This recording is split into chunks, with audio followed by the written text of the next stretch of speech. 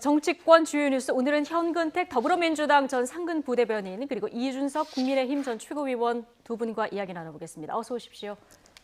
예, 안녕하세요. 청와대가 지난주 4개 부처 장관을 교체하면서 분위기 쇄신에 나섰습니다. 여당은 코로나 등 국난 극복과 안정적 정책 추진을 기대한다 이런 입장인 반면에 야당에서는 5기 개각, 4호정 개각이라면서 국면 전환용이란 비판이 나왔는데요. 영상으로 먼저 보고 오시겠습니다.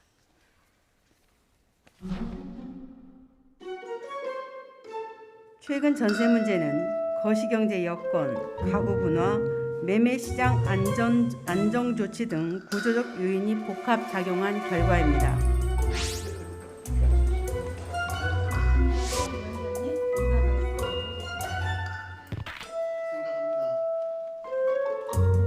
국민 전체가 성인지성에 대한 집단 학습을 할 수 있는 기회가 역으로 된다고.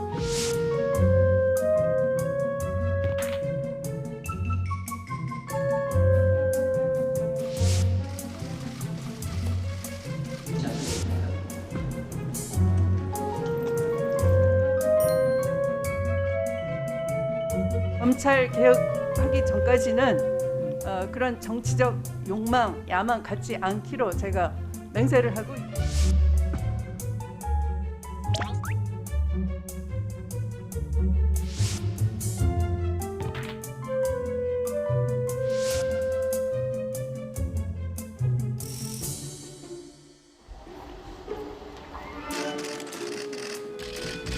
기차가 어둠을 헤치고 은하수를 건너며. 네, 정세균 총리가 작게 2차례라고 얘기했는데 지금 한 차례 개각이 단행된 겁니다. 지금 4개 부처 장관이 교체가 되는데 지금 박능후 장관 교체도 눈에 띄고 그리고 사실상 경질이다 이렇게 평가를 받은 여가부 장관 교체도 눈에 띄는데 일단 제1야당에서는 후임 행정안전부 장관 그리고 국토교통부 장관의 특히 반발 목소리가 나오고 있는 것 같습니다. 어떻게 보십니까?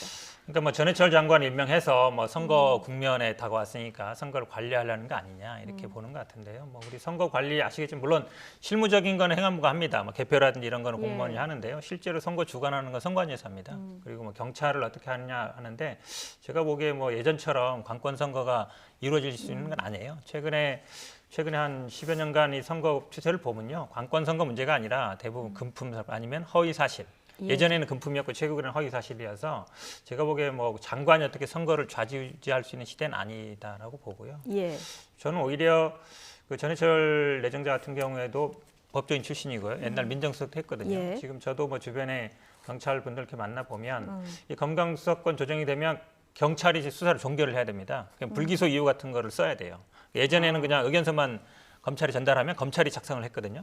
그러니까 그런 실무적인 거나 아니면 수사를 어떻게 할지 이런 게 굉장히 사실은 내부에서 준비를 많이 하고 있습니다. 그래서 국가수사청이라든지 아니면 자치경찰을 어떻게 할지, 그다음 권한부여분을 어떻게 할지 이런 부분들이 아마 제가 보기에는 더 큰 역할일 거다 이렇게 보입니다. 경찰이 지금 권한이 커지는 상황에서 경찰의 어떤 견제 장치라든가 이런 것까지 다 논의를 하려면은 적임자다 이렇게 보시는 거죠? 그렇죠. 왜냐하면 사실은 검경수사권이요. 물론 지금 한 대공수사권 넘어오기 때문에 뭐 이런 문제도 있지만 실무적으로 해야 될 게 많습니다. 법은 아마 이제 거의 통과되는 것 같은데요. 실무적으로 아마 다뤄야 될 부분들이 국가수사청이 어디까지 할지, 자치경찰과 국가경찰을 또 완전히 분리시키는 건 아니거든요. 이러다 보면 이 업무에 혼선이 올 경우 많습니다. 그리고 아마 이게 대부분 보면 이 경찰이나 이 걱정하는 것도 결국은 수사를 어떻게 할 수 있느냐, 종결할 수 있느냐 이런 권한이거든요. 그다음에 검찰과 관계도 굉장히 중요합니다. 과거에는 상명하복 지휘 관계였는데 지금 거의 대등 관계로 가거든요.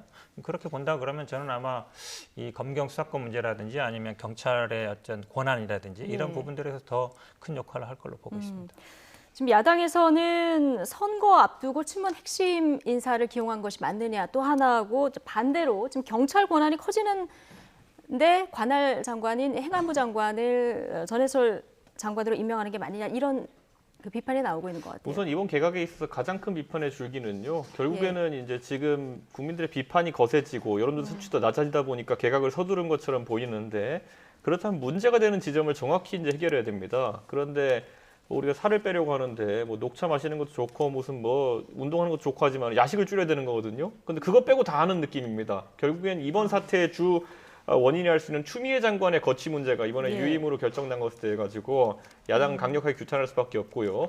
지금 행안부에 이제 전해철 그 의원이 장관으로 가게 됐는데 뭐 이분이 선거에 개입해서 선거 부정을 저지를 거라는 생각은 잘 안 합니다. 예. 하지만 거꾸로 아까 현근택 그 변호사가 지적한 것 중에서 국가수사본부라고 이제 출범을 시킬 것 같습니다. 이게 이제 사실상 지금까지는 경찰청장이 사실 경찰 사무와 아니면 수사의 최고 책임자였는데 예. 수사의 최고 책임자를 치안정감급으로 한 명 배치하는데 그것을 이제 사실상 개방직 비슷하게 하겠다는 거거든요. 예. 그러니까 검사 출신이든 판사 출신이든 아니면 경찰 출신이든 변호사 출신이든 수사 직무에 근무했던 사람들 중에서 한 명을 선임하게 되어 있는데 이게 이제 의미하는 바가 뭐냐면요.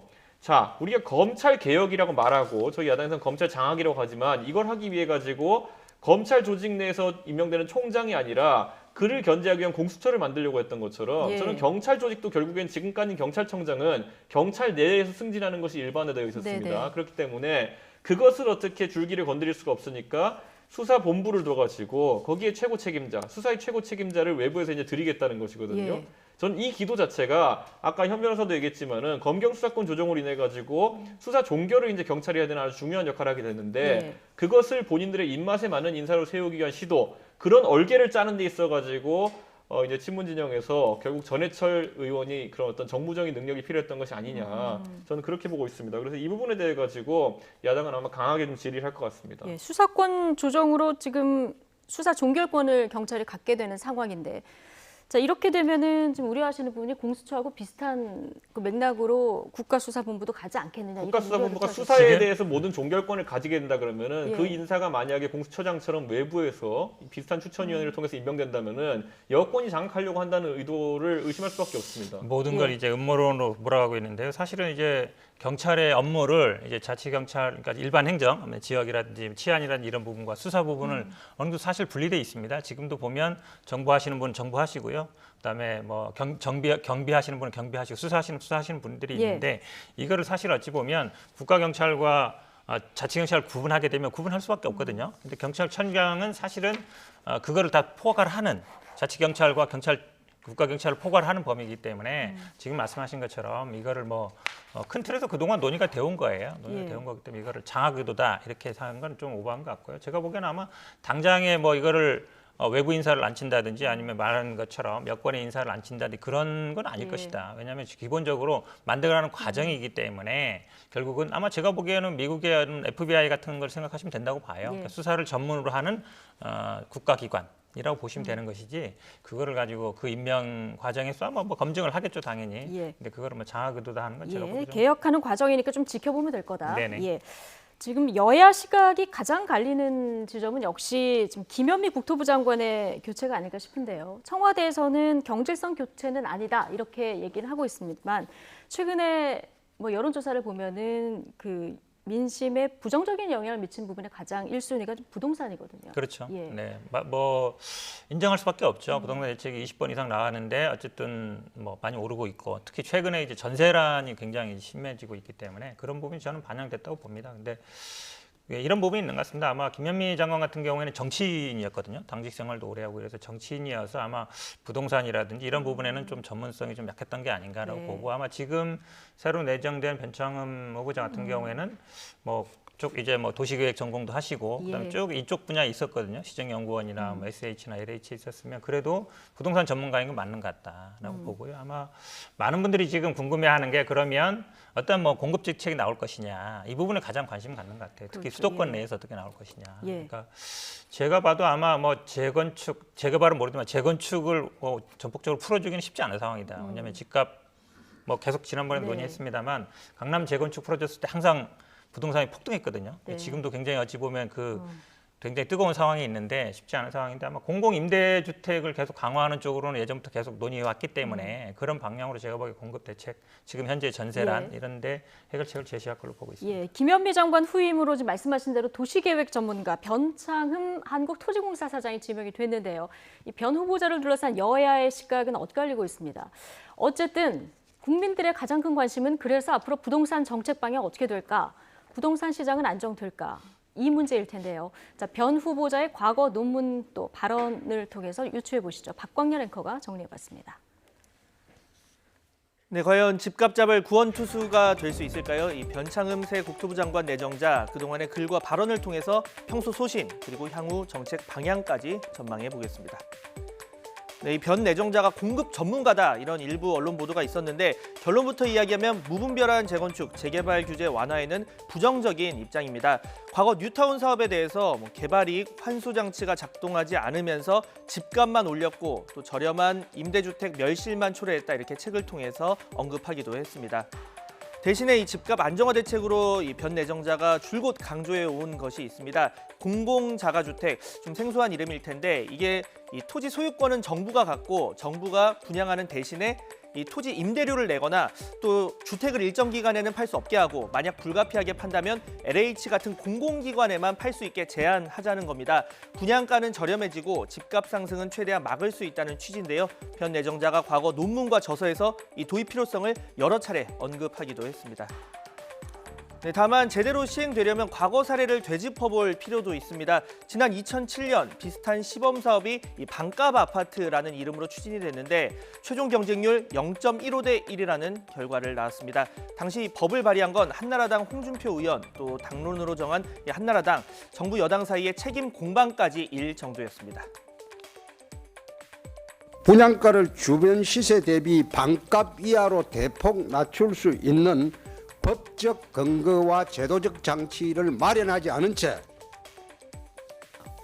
그 홍준표 법안 같은 경우는 용적률이 거의 400에서 1,500까지 가기 때문에 그걸 받아들일 경우 이 주택 정책 근본이 흔들릴 가능성이 높기 때문에 정부는 한 번도 반값 아파트라고 얘기한 적이 없습니다. 네, 당시 실패 원인을 좀 짚어보면요. 20년 환매 제한으로 시세 차익을 기대하기 어려웠고 이 국가가 가진 토지 부분에 대한 임대료를 내야 했습니다. 그렇다면 이 획기적으로 분양가라도 낮아야 했는데 그것도 아니었죠. 이 변 내정자 역시 교수 신분이던 당시 반쪽 사업의 아쉬움을 지적한 바 있습니다. 직접 들어보시죠. 분양 가격을 떨어뜨릴 수 있도록 이 조세 제도라든지 또 이 도시계획 또는 건축과 관련되는 이제 규제를 완화하고 각종 부담금을 이제 감면해주는 그런 이제 특별한 이 혜택이 필요하지 않겠는가 이렇게 생각합니다. 네, 변 내정자가 평소 언급했던 공급 대책 위주로 짚어봤는데요. 이 밖에도 계약갱신 청구권 3+3 최대 6년까지 인정하자, 또 신규 계약에도 임대료 상한제 도입과 같은 이 세입자 보호 대책, 그리고 보유세, 양도세 통한 불로소득 환수 등을 주장해 왔습니다. 변 내정자는 오늘 청문회 준비 사무실 첫 출근길에서 이 주택 공급 확대를 위한 정부 대책을 차질 없이 수행하겠다 이렇게 밝혔는데요. 야당이 송곳 청문회를 예고한 가운데 새 사령탑을 맞을 국토부의 행보에 관심이 쏠리고 있습니다. 네. 자, 공급 전문가. 자, 그런데 이제 어떻게 공급할 것인가 이 부분을 좀 봐야 될 텐데요. 이준석 전 최고위원. 항상 여기 나오실 때마다 재건축, 재개발 풀어서 공급 늘려야 된다 이 얘기 해오셨는데 지금 과거 발언으로 봐서는 그 방법은 하지 않을 것 같습니다. 결국에는 이제 변창흠 후보자의 공공주택에 대한 어떤 전문성이나 이런 것을 봤을 때 환매 조건부 주택이라고 이제 언급하는 것은 싱가포르의 주택개발청 같은 사례를 이제 도입하려고 하는 것이 아니냐 이런 생각을 하게 되는데요. 이렇게 해외에서 어떤 모델을 수입할 때는 그 모델 전체를 가져면 모르겠지만은 자기가 필요한 부분만 떼오게 되면은 괴물 같은 정책이 탄생하게 됩니다. 예. 싱가포르의 환매 조건부 주택 제도가 그렇게 형성된 이유는 국가가 다시 재매입해가지고 그 부분을 다시 재개발해가지고 다시 공급하는 이런 식의 공공 재건축의 성격의 그런 어떤 정책도 포함되어 있는 것이거든요. 예. 그런데 그렇다면은 지금 SH공사 사장과 LH공사 사장을 지금 변창흠 사장이 과연 청문회에서 어떻게 얘기할지 모르겠지만은 국가가 주도해서 개발했던 공공 단지들, 예를 들어 서울의 상계동이나 목동이나 가양동이나 이런 데 공급됐던 대단위 단지들 이런 것들의 주택 재개발 사이클은 어떻게 가져갈 것인지 그게 빠진다고 한다면은 또 일부만 가져와서 프랑켄슈타인 같이 되는 거거든요. 저는 그런 거에 대한 답변이 없이는 결국에는 환매 조건부 제도라는 것도 결국엔 도입하기 어려울 것이다 이런 생각하는 것이고 저는 아까도 언급했지만 김현미 장관 같은 경우에는 부동산 정책에 대한 전문성이라고는 누순에 씻고도 찾아볼 수 없는 분이었습니다.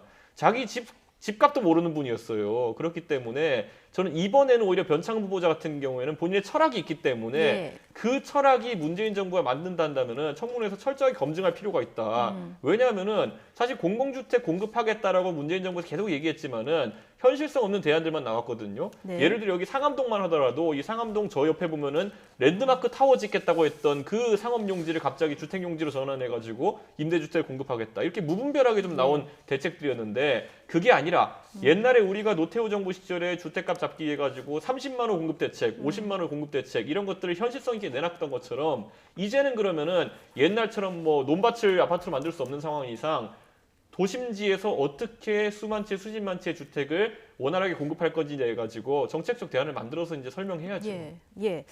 조금 추가만 하면요. 물론 뭐 그 환매 조건부라든지 토지 임대부가 이제 싱가포르에서 나온 건 맞죠. 근데 기본적인 환경은 다르죠. 네. 싱가포르는 대부분 한 80, 90% 이상이 임대주택에 살고 있습니다. 그리고 대부분 토지도 국가가 소유하고 있고요. 도시국가다 보니까 그런 것인데 사실 우리나라는 많은 사람들이 아파트를 분양받을 때 이 시대 차익을 기대하는 게 사실입니다. 이거 오를 걸 기대하는 거 맞거든요. 그러니까 지난번에 이명박 정부 때 저는 반값 아파트로 칭해졌지만 물론 이제 반값은 아닙니다만 그 내막은 이제 뭐 임대 조건, 환매 조건부나 예. 임대 토지 임대 아파트였는데 사실은 시민단체에서 꾸준히 주장해왔던 거예요. 그거를 이제 홍준표 대표가 받은 건데 저는 그 당시에 좀 지역이 좀 외곽이고 예. 단지가 그렇게 크지 않았거든요. 저는 오히려 저걸 전면적으로 한번 시도해볼 필요가 있다. 전면적으로 도심지 할 같은. 필요가 왜 그러냐면 사실은 임대 그 분양 가격이에요. 지금 건축비는 한 평당 한 400, 500이면 되거든요. 나머지는 대부분 땅값입니다. 1,000만 원, 2,000만 원 가는 게 땅값이거든요. 결국 그렇다 그러면 시세 차익을 모두 그러니까 환매 조건부로 한다 그러면 나중에 공공기관에 하기 때문에 나는 뭐 시세 차이가 하나도 안 간다 이러면 또 분양을 안 할 거예요. 그럼 비율을 조정하면 되거든요. 예. 그럼 만약 그러 다음에 토지 임대료도 그 당시에 보면 굉장히 어찌 보면 좀 책정이 잘못돼 있었는데 현실적으로 한다 그러면 저는 지난번에는 아마 조금 이게 하려다가 좀 실패해서 말았는데 예. 전면적으로 해볼 필요가 있다. 결국은 토지 가격을 어떻게 낮출 거냐 문제이기 때문에 임대 가격을 낮춘다 그러면. 근데 지금 강조하는 것처럼 재개발 부분은 모르겠어요. 강북 부분은 어느 정도 모르겠지만 재건축 몰려 있는데 강남이거든요. 그러니까 강남 재건축 풀어주기는 제가 보기에 현재는 쉽지 않은 상황인 것 같습니다. 저는 근데 현 변호사 방금 얘기했던 것처럼 토지 임대료를 현실화할 수 있냐라는 부분이 이제 사실 정부의 정책 역량이거든요. 근데 싱가포르 같은 경우에는 공공 연기금을 투자를 했어요. 그곳에다가. 네. 그래서 그걸로 이제 일정 수익률을 연기금에 보장해주고 대신 그 토지에 대한 어쨌든 재원 마련을 한 것인데 우리나라의 토지 비용이라는 것도 만만치 않습니다. 싱가포르에 네. 비해 봤을 때. 그렇다고 한다면은 여기서 그래서 자꾸 이제 정권 쪽에서 하나씩 틀려서 나온 얘기들이 국민연금이 임대주택에 투자할 수 있게 하자라는 얘기가 또 나오고 있거든요. 저는 이런 정도까지 가야지만 현실적인 자금 마련 대책이 될 텐데 이거는 굉장히 중요한 지점입니다. 왜냐하면 현실적으로 이제 자금을 어떻게 마련할 것인가. 국민연금이 예. 토지에 투자한다는 것이 사실 어떻게 보면 안정적인 임대 수익을 얻을 수 있는 방안이 될 수 있겠지만은 반대로 부동산 시장이 내려앉게 된다 그러면 이거는 국민연금이 손실을 날아가는 떠안아야 거거든요. 되니까. 예. 그러니까 그런 어떤 위험성까지 고려해가지고 저는 현실적인 안을 하나 통으로 만들어는 모르겠지만은 책에서 이제 학자 시절에 그냥 싱가포르에 그런 토지 임대부 주택이 있으니까 좋더라 이런 것을 받아가지고 우리나라에 바로 적용하기 좀 어려운 것이 있을 것이다. 그걸 시장에서 받아볼 겁니다. 조금 첨언하면 얘기, 순전히 개인적인 예. 의견인데 그러니까 예전에 이제 토지 임대부 할 때는 단지 하나만 했었어요. 전체 주변은 다 분양 아파트인데 하나만 했기 때문에 네. 약간 차별성이 있었는데 저는 개인적인 의견입니다. 개인적인 의견은 3교 신도시 4-5군데 중에 한 군데 정도를 전부 그런 식으로 한번 분양을 해보는 게 어떤가. 그러면 사실은 주변 지금 단지하고 신도시 가운데 하나를 그렇죠. 아예 이런 왜냐하면 이게 방식으로. 전에도 좀 지난번에도 분양 실패했던 것들이 주변은 다 시대 차익을 네. 누릴 수 있어요. 분양 받으면. 근데 거기 들어가는 사람은 시대 차익을 나중에 자기가 못 갖거든요. 네. 그러면 상대적인 박탈감이 생기는 거예요. 그러니까 한 단지만 이렇게 하는 것보다는 말씀처럼 뭐 국민연금 보장한다 그러면 도시, 신도시 하나 전체 정도는 이렇게 해본다 그러면 근데 저는 그렇게 하면 또 시범 다른 신도시하고 또 형평성 문제라든가 그렇긴 이런 게 한데요. 생기지 이거를 또 않을까요? 전면적으로 모든 분양을 다 그렇게 할 수는 없어요. 예. 우리나라 기본적으로 민간 분양이고 예. 지금까지 이렇게 해본 게 없기 때문에 한 번 이거를 바꾸긴다 그러면 기본적으로 거의 사회주의 정책 아니냐 이런 비판이 나올 수 있어서 예. 시범 정책이기 때문에 한 군데 정도 하는 건 나쁘지 않다. 시범적으로 좀 개인적인 필요는 의견입니다. 있다. 예. 어쨌든 과열된 부동산 시장을 좀 누그러뜨릴 구원투수가 될지 이 부분 굉장히 관심인데 부동산 민심 때문일까요? 지금 국정 운영에는 좀 빨간불이 들어온 상황입니다. 오늘 나온 YTN과 리얼미터 여론조사 결과를 좀 보여드리면 대통령 국정 수행 평가를 보시면 긍정평가가 한 주 만에 지금 6.4% 정도 급락했습니다. 긍부정 격차가 지금 20%포인트까지 벌어졌고요. 정당 지지율도 좀 보여주실까요? 정당 지지율도 보면 지금 한 주 만에 5차 범위이긴 합니다만 국민의힘의 역전을 민주당이 허용한 이런 상황입니다. 현근택 부대변인 원인을 어떻게 보고 계십니까? 모든 분들이 지적하는 것처럼 부동산 특히 전세란이요. 저도 최근에 이제 상담받는 거 보면 이게 집주인 들어오겠다 안 들어오겠다 들어온 걸 어떻게 입증하느냐 이 부분에 굉장히 논란이 많습니다. 예. 소송하는 경우도 많고요. 근데 사실은 뚜렷한 기준이 없어요. 실제로 들어온다고 그러니까 대부분이 어떤 식으로 패턴이 벌어지냐면 전세금을 올려달라 아니다 연장하겠다 이러다 그럼 내가 들어가겠다 이런 식으로 되고 있거든요. 예. 그렇게 되면 그럼 만약에 진짜 들어올 거냐 말 거냐 이런 부분이 굉장히 어찌 보면 지금 현재 시장에서는 논란이 되고 있고 그러다 보니까 전세 가격도 굉장히 폭등하고 있습니다. 거의 2배, 네. 거의 몇 배까지 올라가는 수준이라 돼서 이 부분이 제가 보기엔 가장 큰 영향인 것 같고요. 네. 제가 보기에 근데 이제 많은 여론조사 전문기관들은 추미애 윤석열 갈등 지적하는데요. 저는 그 부분은 사실은 정치권이나 언론의 관심은 크지만 일반 민간인들이나 주변 사람들은 들어보면 그거는 약간 별도인 것 같고요. 그 다음에 제가 보기에는 이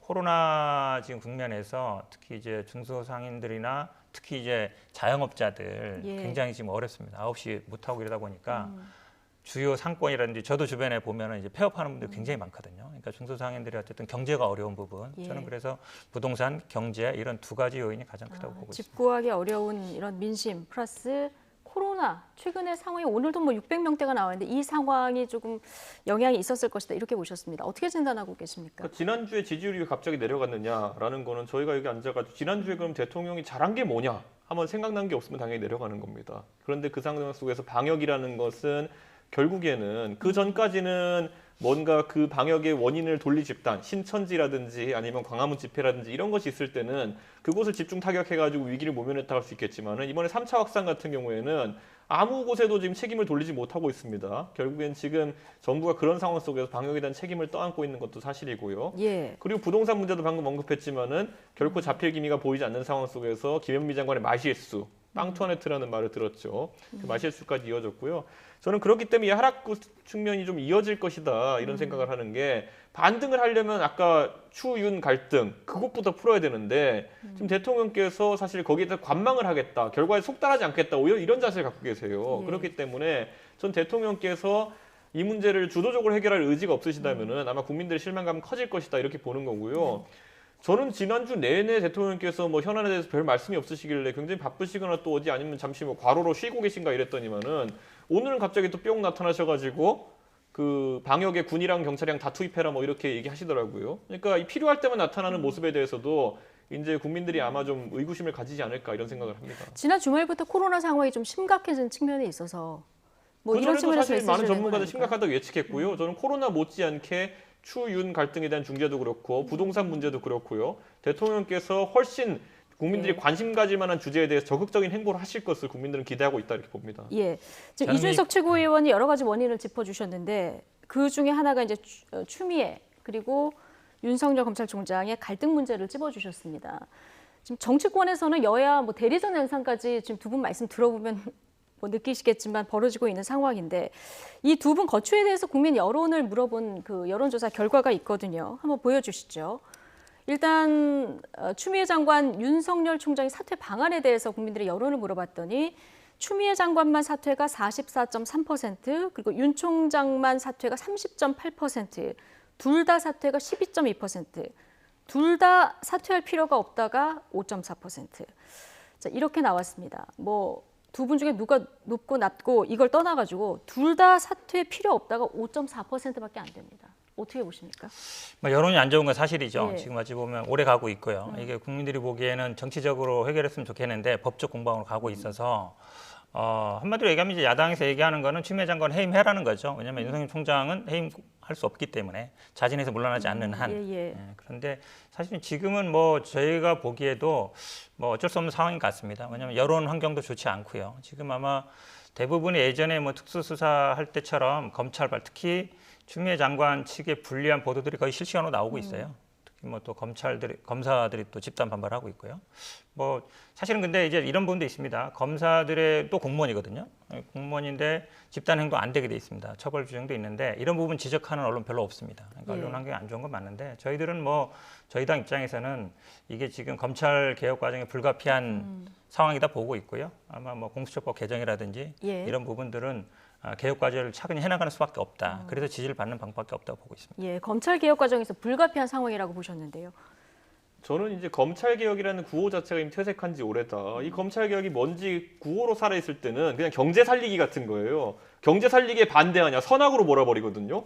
검찰 개혁에 반대하냐 찬성하냐 이런 식으로 몰아버렸어요. 근데 그 내부 내용을 보니까 검찰 개혁이라는 것이 알고 봤더니 교도소에서 누가 편지 쓰면은 검찰 모함하면은 검찰 수사해가지고 검찰 옥죄고, 그다음에 검찰 수장에 대해서 그 책임 뒤집어 씌우고 감찰하고 내쫓으려고 하고 이런 거라는 걸 이제 알게 됐거든요. 국민들이 이 내용을 알고까지 검찰 개혁을 지지할 것이냐에 대해 가지고는 방금 언급했던 여론조사의 수치가 보여주는 것이 맞다. 그러니까 많은 사람들은 추미애 장관 사퇴를 지지하는 분들은 추미애 장관의 이런 검찰개혁의 방법론이라는 것 자체가 애초에 잘못되었고 이 길로 계속 가가지고는 검찰개혁이 될 수 없다라는 생각을 하는 겁니다. 그러니까 지금까지 구호로 싸울 때랑 이제 국면이 달라요. 저희가 검찰개혁 맛을 봤거든요. 아주 이상한 쓴맛이에요. 그러니까 이제 국민들이 더 이상 이 맛을 보려고 하지 않는 것이겠죠. 그리고 여기에 더해가지고 자 그러면은 검찰을 견제하기 위해서 만든다고 했던 공수처의 운명은 어떻게 될 것인가. 자 검찰 견제하는 방법 보지 않았습니까? 누가 제보하면은 검찰을 무조건 악으로 상정한 다음에 감찰해가지고 내쫓으려고 하는 것. 공수처가 뭡니까? 이제 감옥에 있는 사람들이 제보를 공수처에다 할 겁니다. 해가지고 거기서 내가 누구 검사 접대했어 이렇게 했는데 그게 사실인지 아닌지 여부 관계없이 검사들 징계할 거고 유배 보낼 거고 이렇게 할 겁니다. 저는 이런 것들을 보고도 국민이 공수처에 대해 지지할 수 있을까 그런 생각을 하게 됩니다. 검찰 개혁 방향이 좀 잘못 가고 있다 이런 얘기를 해주시는데요. 많은 국민들이요. 아마 검찰 하면은 우리가 많이 기억합니다. 120억 시세 차익 붙인 분, 뭐 별장 성접대, 그랜저 벤처검사. 지금 김봉현 그 편지를 얘기하는 것 같은데요. 사실은 거기에도 그 검사 접대 같은 경우는 사실로 드러나고 있습니다. 근데 중요한 건 그거죠. 여당 정치인도 얘기하고 야당 정치인도 얘기하고 검사 얘기도 얘기했는데 야당 정치인 얘기한 건 뭐 수사도 별로 관심 없고 얘기도 언론에도 안 나와요. 검사 접견도 마찬가지고. 여당 정치인한테 돈 줬다. 이것만 계속 언론에 나왔거든요. 지금 윤석열 총장이 하는 것도 보면 그렇죠.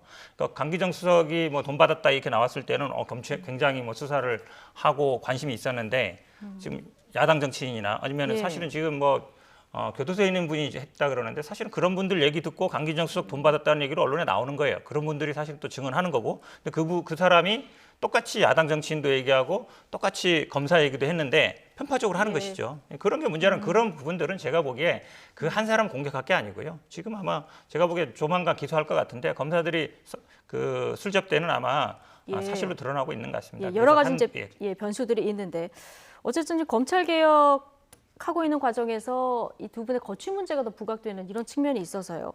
근데 이게 좀 쉽게 끝날 것 같지 않은 게 10일 징계위 열리는데 그 앞두고 두 분이 지금 모두 불복 소송전에 돌입을 했어요.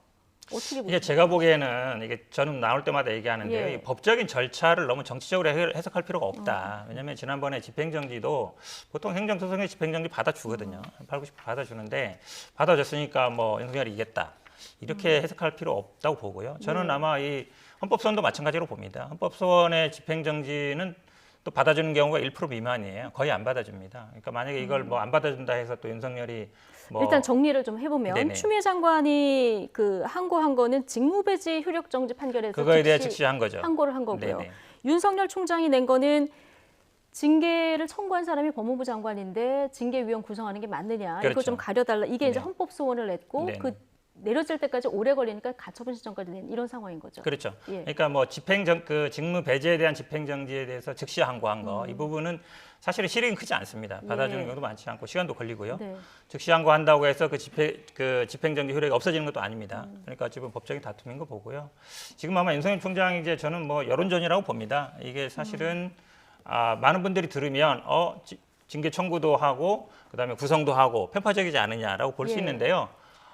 대표적으로 비교될 수 있는 게 법관징계법이거든요. 법관징계법도 똑같이 돼 있습니다. 7분이 돼 있고 3분, 2분, 2분 이렇게 돼 있어요. 그다음에 다른 부처도 마찬가지입니다. 예를 들어서 행자부 공무원이 징계를 당한다. 행자부 장관이 징계 청구하고 행자부 장관이 징계를 구성합니다. 그건 기본적으로 행정부 내이기 때문에 그런 거예요. 지금 자꾸 형사소추 절차처럼 얘기하는데 형사소추는 사법 절차죠. 다른 거죠. 그러니까 뭐 청구권자와 심판권자가 같다 이렇게 얘기하는 건 좀 오버인 것 같고요. 그 다음에 이거 집행정지를 받아주면 어떤 문제가 생기냐면 법 개정이 이미 돼 있습니다. 내년 네. 1월 20일부터 시행되는데 그때까지 이 부분도 좀 짚어보죠. 네네. 1월 21일부터 시행된 법. 이게 그렇죠. 민주당이 그 개정안을 발의한 그렇죠. 내용입니다. 구체적인 일단 내용이 어떻게 되는 겁니까? 지금은 7분이죠. 지금 네. 7분이어서 지금 장관, 징계위원회 차관, 그다음에 예. 검사 2명, 그다음에 변호사, 학자, 그다음에 뭐 학식과 독망님은 들어가 있는데요. 거기에 사실 변호사를 선임할 때 네. 변협에서 하게 되고 학자를 할 때 법학 교수회라든지 그다음에 법학 전문 대학원에서 하게 돼 있고 그다음에 외부위원도 뭐 2명 하는데 한 분은 여성이 들어가게 있고 예. 그래서 이제 9명으로 구성된 거죠. 근데 이걸 집행정지를 만약에 해버리면요. 예. 이 국회 역할을 대신하는 게 됩니다. 아. 언제? 왜냐하면 법 시행을 앞두고 있는데 그때까지 법 이거 시행하지 말고 예. 그다음에 나중에 개정될 때부터 시행해라 라면은 제가 보기에 뭐 국회 권한이 일단 침해된 권한이 문제가 있고요. 그래서 그다음에 가처분 신청에는 검찰총장이 이 헌법 소원을 청구할 수 있는지 그게 헌법 소원이라는 건 기본권을 침해당한 사람이 하는 건데 보통은 이제 국민들 그러니까 행정부처가 있고 그다음 국민이 있을 때 뭔가 권한을 침해당하는 사람이 하는 거거든요. 이게 어찌 보면 근데 행정 각 부처 내의 권한 다툼이라고 볼 수 있어요. 그래서 저는 보면 뭐 각하될 가능성이 많고 집행정지도 받아들일 가능성은 거의 없다고 봅니다. 그렇군요. 어쨌든 민주당이 발의한 개정안도 보면 징계위 구성도 엄격하게 하자 이런 취지를 맞는 거죠. 조금 더 외부 그러니까 그 장관의 어떤 영향력보다는 외부의 예. 뭐 변호사라든지 외부 위원들을 선임할 때 보통 우리가 뭐 특검하듯이 변협이라든지 예. 교수회라든지 이런 데 선임을 하자 이런 얘기입니다. 어. 근데 법관 징계법도 사실은 그렇게 돼 있기 때문에요. 예. 사실 이 부분은 연동돼 있습니다. 왜냐하면 대부분 검찰하고 법관은 거의 뭐 법이 같이 가거든요. 처분이. 그래서 저는 이게 뭐 단순히 검찰총장 한 사람 개인만 두고서 이 법이 만들어진 게 아니기 때문에 예. 뭐 그런 어떤 구체성이라든지 직접성도 저는 뭐 없다고 보고 있습니다. 예, 그 위헌 소지가 있는지 없는지 뭐 결론이 나와봐야 알 것 같은데 일단 국민의힘에서도 이 검사징계법 개정안 오늘 김기현 의원이 예, 방금 발의하셨습니다. 개정안 발의했습니까? 네, 예. 근데 3분의 2 이상의 이제 외부 위원을 두도록 하고 예. 그리고 이제 뭐 감사원이라는 데 추천받는 거죠. 그다음에 이제 위원장을 징계위원장이 사실 의사진행을 하기 때문에 거기에 법무부 장관이 할 수 없도록 이렇게 하는 형태의 개정안인데요. 저는 뭐 이번에 징계위라는 것이 예.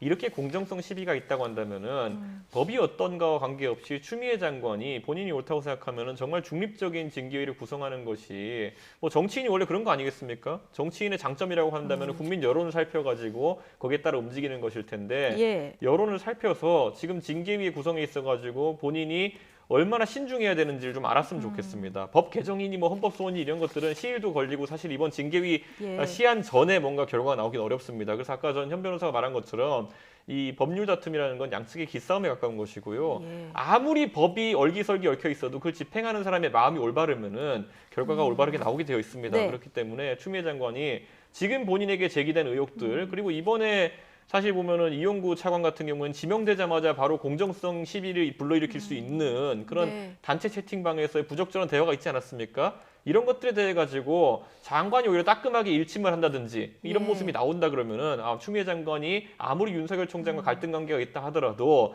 장으로서의 공정함을 가지려고 하는구나는 인식을 심어줘야 되는데 네. 그게 아니라 국회 가가지고 무슨 명을 거역하니부터 시작해가지고 서로 감정선을 긁는 발언만 했기 때문에 지금 이렇게 법 자구 하나를 놓고도 지금 불신이 심한 겁니다. 예, 알겠습니다. 어쨌든 지금 뭐 헌법소원이라든가 이용구 차관의 공정성 문제 이제 제기를 하셨는데 이 부분 변수 외에 오늘 전국 법관 대표 회의가 열립니다. 지금 판사 사찰 문건 안건이 아직 안건으로 채택은 안 됐습니다만은 이게 한 분이 넣자 얘기를 하고 9분만 동의를 하면 안건으로 채택이 될 수 있다고 해요. 일단 안건이 채택될 거라고 저는 보십니까? 될 수 있는 가능성이 있다고 봅니다. 예. 왜냐하면 이제 판사들이 대부분 외부적으로 뭐 의견을 표명하는 거에 대해서 좀 신중하세요. 그러다 보니까 이제 게시판에 글 쓰는 분은 많지 않은데요. 이게 사실은 징계의 문제도 되지만 판사들의 사법부 어떤 독립성을 침해한다 이런 인식이 제가 보기엔 분명히 있을 것 같거든요. 그러니까 제가 보기에 이게 사찰이냐 아니냐, 위법하냐 아니냐까지는 못 갈 거예요. 왜냐하면 그렇게 가면 나중에 이게 재판 갔을 때 미리 법관 회의에서 사찰이라 위법하다 해버렸으면 재판할 필요도 없는 거잖아요. 그렇죠. 그러니까 이게 적절하지 않다. 아니면은 사법부 독립의 침해 여지가 있다든지 조금 수위를 낮춰서 의견 표명할 가능성이 있다고 보고요. 아마 예. 지금 원전 수사도 무슨 징계에 영향이 있지 않냐 이런 얘기 하지만 원전 수사는 사실 징계에 모르겠어요. 그 사유엔 들어있지 않거든요. 예. 근데 지금 법관이 사찰 문건은 그 징계사 6가지 중에 하나 있고 굉장히 중요한 문제입니다. 그리고 판사들이 보기에는 좀 적절하지 않다 볼 수 있어서 저는 뭐 충분히 안건 상정이 될 걸로 보고 아마 이 부분은 될 걸로 보고 있습니다. 징계 안건에 들어있기 때문에 좀 중요한 부분이다. 중요한 문제죠. 예. 예. 사찰이냐 아니냐까지 결론을 내지는 않겠지만 안건으로는 충분히 들어갈 수 있을 것이다 이렇게 전망을 해주셨는데요. 어쨌든 만약에 여기서 논의가 된다고 하면 10일 징계위에 영향은 좀 있을 것 같습니다. 논의가 되더라도 어떤 방향으로 되느냐 아까 현 예. 변호사 말한 것처럼 여기서 어떤 결론을 이게 사찰이다 아니다 결론을 낼 수는 없을 겁니다. 하지만 판사들이 엄중하게 인식하고 있다 정도의 결론을 내릴 수 있을 텐데 네. 저는 그런 것이 뭐 징계에 영향을 미칠 사안은 아니다 보는 것이 자 징계는 두 가지를 따져야 됩니다. 첫째로는 자 검찰 내에서 어떤 불합리한 일이 일어났다. 이걸 밝히는 것도 중요하지만은 두 번째로는 윤석열 총장의 지시관계가 있었느냐. 아니면 이것이 총장에게 징계를 어쩌면 거취 표명까지 하도록 할 정도까지 엄중한 사안이냐를 밝혀야 되는 것이거든요. 근데 전 징계위에서 그걸 좀 할 수 있을까라는 의문이 드는 것이 사실 이 지시관계라든지 이런 것들 아니면은 구성원의 잘못을 인해 가지고 그 장에게 책임을 묻는다. 뭐 이런 것들이 사실 다투기 굉장히 어려운 문제거든요. 예. 비슷한 상황이라면 예를 들어 어떤 경찰이 나중에 직무를 수행하다가 다소 이제 뭐 부적절한 행동을 했다. 그럼 무조건 경찰청장 자르고 온다고 행안부 장관 잘라야 됩니까? 뭐 이런 것처럼 저는 굉장히 이거는 미묘한 문제이기 때문에 징계위에서 또는 판사회의에서 이것이 칼같이 자르듯이 나올 가능성은 없다 이렇게 봅니다. 예, 오늘 오후까지 좀 상황을 지켜보도록 하고요.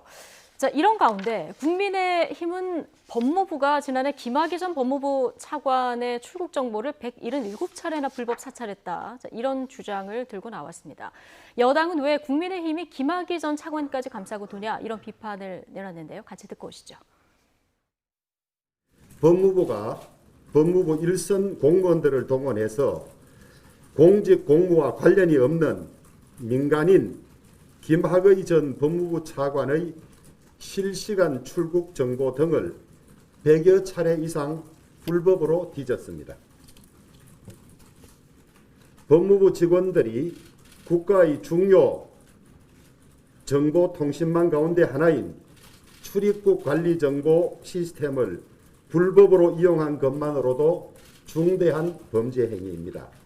국민적 공분을 사고 있었던 그러한 어떤 대상자에 대한 사건을 어떻게 등치시켜서 주장할 수 있는지 급기야 이러한 어떤 김학의 전 차관에까지 국민의힘이 감싸고 도는 것을 이해할 수는 없습니다. 저는 무리하게 알면서도 저는 그러지 않았나라는 좀 생각이 들고요. 결국에는 어떤 의도, 정치적 목적 이러한 것들이 있지 않았나 생각이 듭니다. 자, 지금 국민의힘에서는 김학의 전 법무부 차관이 민간인일 때 불법 사찰을 한 의혹이 있다. 자, 이런 문제를 지금 들고 나오면서 특검 추진 가능성까지 시사를 했는데 법무부에서는 이 법 근거 조항까지 들면서 이거 적법한 절차에 의해서 한 거다. 이렇게 얘기하고 있습니다. 저는 이런 식으로 만약에 뭐 개인정보나 아니면 이런 사찰에 해당하는 정보를 뭐 중대한 상황에서 할 수 있다라고 할 거면은 예전에 민주당이 그 2016년에 보면은 테러 방지법 제정하자고 했을 때 국가가 테러의 위기 있을 때 개인의 정보를 어느 정도 조회하고 기본권을 제약할 수 있다라는 법에 왜 필리버스터까지 하면 반대했던 건지 이해를 못 하겠습니다. 그때 보면 민주당 나와가지고 뭐 헌법 읽고 무슨 누구 노래 부르고 난리 났지 않습니까? 그러면서 국민의 기본권을 지켜야 된다고 부르짖던 사람들이 테러범의 인권은 지켜야 된다고 하면서 김학의 차관에 대해서는 다르게 판단해야 된다. 저는 김학의 차관에 대해서 저희 당에서 이렇게 언급하는 거 사실 굉장히 불편합니다. 왜냐하면 이분이 굉장히 뭐 국민적으로 관심 가는 사안에 연루되었던 분이기 때문에. 하지만 제가 말씀드렸던 것처럼 테러범에 대해서까지 인권을 부르짖던 당이 지금 와가지고 갑자기 김학의 차관에 대해서는 이게 뭐 적법하다라고 하는 것은 저는 이건 내로남불이다 이렇게 봅니다. 예. 어쨌든 지금 앞서 김남국 의원의 얘기 들어보셨지만 정치적 목적이 있어서 야당이 이런 문제 제기하는 거 아니냐. 김학의 전 차관 이름이라는 게 어떻게 보면 좀 부담스러울 수 있는데 이런 입장인데 지금 국민의힘에서 이준석 최고위원 얘기한 거는 테러방지법 그 관계 없고요. 제가 보기에는 아마 휴일날 급하게 뭐 기자회견 한 게 보면 뭔가 이제 한 건 한다라고 생각인 것 같은데 법무부 공격하기 위한 거죠. 법무부 예전에 뭔가 잘못이 있다 얘기하고 싶은 것 같은데요. 제가 보기에는 법적으로나 정치적으로나 굉장히 잘못된 판단인 것 같습니다. 법적으로 보면 이 당시 상황을 보면요. 작년 3월 19일, 20일 상황인데 그 당시 모든 언론이 김학의 차관이 나가느니 마느니 출국 금지를 했느니 안 했느니 이런 상황이었거든요. 그렇죠. 그 당시 긴급 출국 금지 하면서 그 게이트는 지나갔어요. 근데 비행기 타고 바로 앞에 직전에서 출국 금지가 됐거든요. 그래서 그 당시 어찌 보면 이게 그리고 법적으로도 보면요. 당시 상황도 그렇고 법적으로도 보면 뭐 개인정보보호법상 공공기관은 개인이 할 수 있죠. 이거 조회하신 분들이 법무부 직원이에요. 출입국 담당하시는 분들. 그러니까 이분이 예를 들어 출국 금지를 할 건지 말 건지는 비행 이 사람이 나가는지 안 나가는지 조회를 확인을 해야 되잖아요. 확인 안 하고 할 수는 없는 거예요. 그리고 실제로 정치적으로도 보면 지금 저는 이제 법무부 공격하기 위한 하나의 소재로 보는데 김학의 차관이 물론 이제 성폭력 이 부분에 대해서는 무죄를 받았습니다. 공소시효가 지나서 안 된 거거든요. 그 당시에 사실은 경찰에서는 계속 출금지 요청을 했어요. 근데 검찰이 뭐라 그랬냐면 그 성폭력 부분 빼달라 계속 이런 거예요. 어찌 보면 이 당시에 검찰이 오히려 봐주려고 했던 거 아니냐 이것까지 갈 수 있는 부분이라서 법무부를 공격하다가 오히려 그 당시에 검찰에 있던 분들이 재공격 받을 수도 있고 정치적으로 보더라도 국민들이 보기에 김학의 차관을 도망가려는 사람을 보호해줬다 이런 어떤 프레임에 저는 작동할 거라고 보고 있습니다. 그런 의미에서 이제 법적으로도 그렇고 정치적으로도 그렇고 잘못된 판단인 것 같다 이렇게 보시는 거고요. 자, 국회에서는 지금 공수처 개정안 처리 두고 긴장감이 고조되고 있습니다. 여당 의지대로라고 하면은 개정안이 오늘 국회 법사위를 통과할 가능성이 큰데요. 국민의힘은 의원들 소집하면서 필사적인 저지에 나섰습니다. 여야 목소리 듣고 오시겠습니다. 우리 당은 모레 본회의까지 공수처법과 국정원법, 경찰법 등 권력기관 개혁 3법을 반드시 처리해 국민의 명령을 이행하겠습니다. 어떤 집요한 저항에도 불의한 시도에도 굽히지 않겠습니다. 제가 책임을 지고 권력기관 개혁을 입법화하겠습니다. 공수처법 규탄한다! 규탄한다! 규탄한다! 규탄한다! 민주당의 몇몇 법조 초선들의 광기에 당 전체가 끌려가는 그런 지경입니다. 국민들은 이런 민주당의 힘자랑 안하무인 의회주의 파괴를 결코 용납하지 않을 것입니다. 공수처장은 중립적이고 독립적인 분이 수행해야 합니다. 공수처장 추천을 위해서 여러 차례 물밑 대화가 있었습니다. 심지어 우리는 이 정권이 중용했던 법조인들을 써도 좋겠다는 제안까지 했습니다마는 민주당이 확답을 하지 않고 있는 상황입니다. 네, 지금 야당의 비토권을 없애는 개정안이 추진 중이고 오늘 통과될 가능성도 있습니다. 법사위를. 근데 지금 여야의 얘기 들어봤지만 둘 다 의지가 강해서요. 그런데 여당이 만약에 하겠다 하면은 야당에서 할 수 있는 방법은 뭐가 있을까요? 아무것도 없습니다. 그런데 아무것도 그냥 없습니다. 조롱할 뿐이죠. 자기들이 그렇게 패스트트랙까지 써가지고 상대 당의 의원들을 고소하면서까지 이제 입법시킨 법을 1년 남짓한 시간 만에 잘못되었음을 시인하고 지금 날치기 개정하려고 한다는 것은 그때 그런 패스트트랙으로 입법시킨 거 선거법과 공수처법 그리고 이런 검찰개혁 법안들이 얼마나 날림으로 야합에 의해서 이제 입법되었는지를 증명하는 것이거든요. 그렇기 때문에 저는 민주당 내에서도 이런 것들에 대한 제동장치가 좀 있어야 되는 것이 아니냐 전 그런 생각을 하는 게 지금 민주당이 하고 있는 입법들 단독으로 하는 입법들 전부 다 본인들은 옳다고 생각하겠지만은 국민들이 이제 학습 효과를 알고 있습니다. 이 유효기간 1년도 안 된다는 것을 1년도 되기 전에 이제 법이 잘못되었다고 고치러 들고 나올 거거든요. 저는 이런 상황 속에서는 지금 이제 결국은 당내에서 야당 역할을 할 수 있는 여당 내 인사가 있느냐 이게 지금 완전히 고삐 풀린 것처럼 흘러가고 있는데 저는 지금 시점에서 이낙연 대표마저도 사실상 이제 중재자 역할이나 아니면 여당 내에서 합리적인 입법부 역할을 포기하고 지금 이제 정권의 옹호자가 되겠다는 선언을 한 것으로 받아들입니다. 지금 오늘 법사위 통과하면 9일에 본회의 통과 가능성이 좀 커지는 상황인데요. 근데 이렇게 합의 없이 가면 여당도 부담이 있을 수밖에 없기 때문에 마지막으로 뭔가 여야 합의로 문제를 푸는 어떤 이런 제가 보기엔 아마 이제 뭐 법은 그대로 두고 추천위원으로 해결하자는 안이 나왔던 것 같아요. 저는 그게 근본적인 해결책이 안 된다고 봅니다. 아마 아시겠지만 뭐 야당이 한 번도 공수처에 대해서 찬성을 해본 적이 없어요. 그 위원 오신 분들도 마찬가지죠. 그러니까 그 당시에 정치적 상황에서 벌어진 건데 물론 말씀처럼 그 당시에 왜 안 했냐 할 수 있지만 저는 뭐 공수처 논란이 이제 끝날 때가 됐다. 20대 때부터 이거 2, 3년 계속 되고 있거든요. 그리고 법 만드는데 실법 못 하고 있잖아요. 지난번처럼 변협이라든지 아니면 법원 행정처에서 추천하신 분들이라도 할 수 있는 방법이 있어야 되는데 계속 반대했기 때문에 지금은 어쩔 수 없는 상황이라고 보고 있습니다. 오늘 지금 얘기한 법사위뿐만 아니라 앞서 얘기한 전국 법관회의까지 주목될 포인트들이 많은데요. 오후에 속보 들어오는 대로 또 자세히 전해드리겠습니다. 오늘 두 분 말씀 여기까지 듣겠습니다. 현근택 더불어민주당 전 상근 부대변인 그리고 이준석 국민의힘 전 최고위원 두 분과 함께했습니다. 고맙습니다.